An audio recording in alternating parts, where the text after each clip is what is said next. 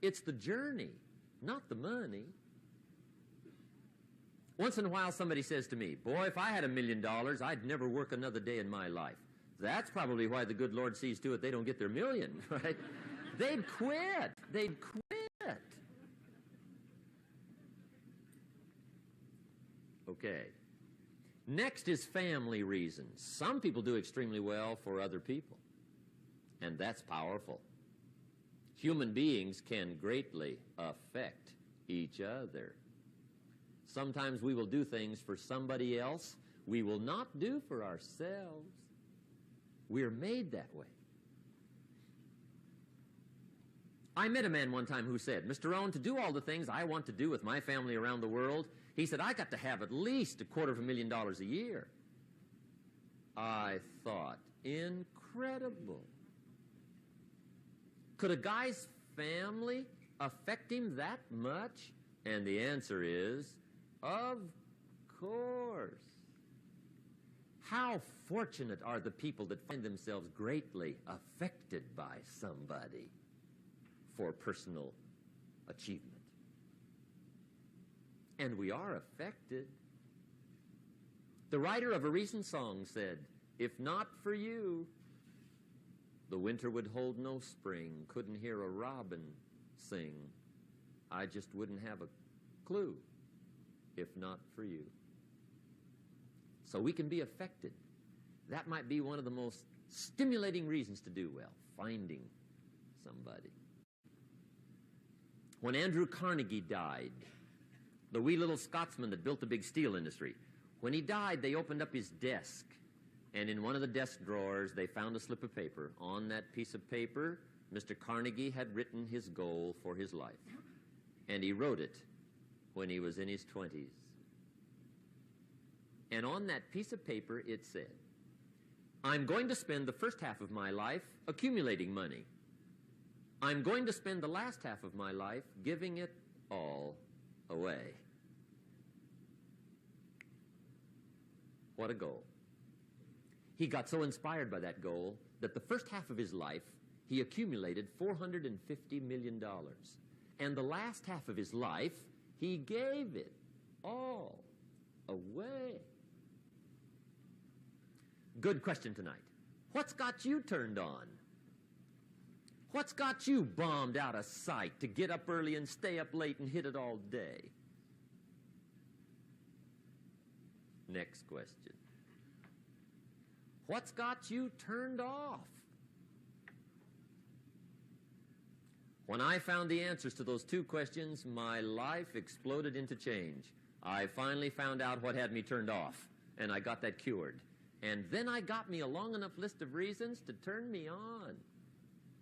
And once the lights went on for me, age 25, they've never gone out.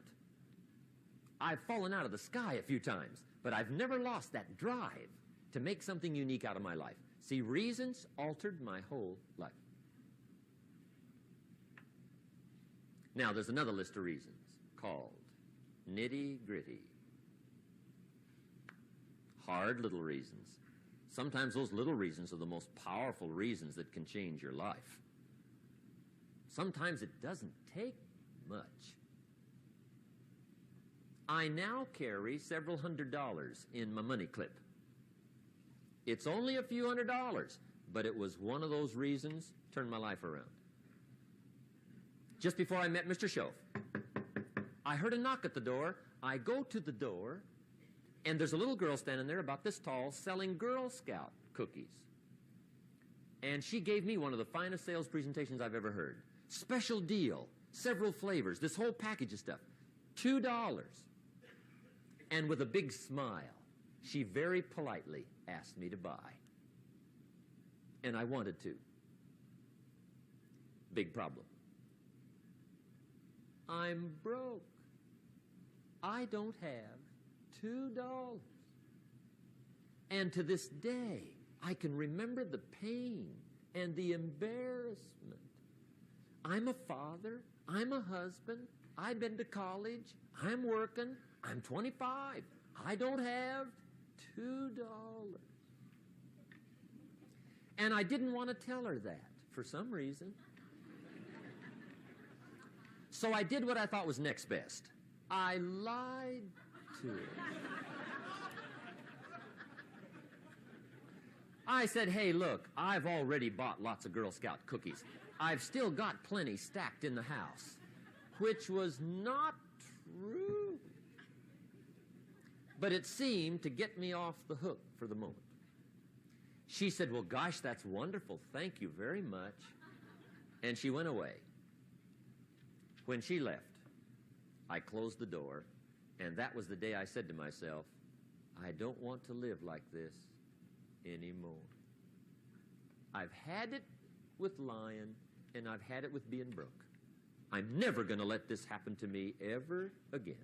I promised that day I would work as hard as possible and would always carry plenty. It took me a little while, but now I do. It was one of those reasons. And I guess I carry plenty for two reasons. One is the way it makes me feel, but also in case I bump into another Girl Scout selling cookies. Right? I'm ready.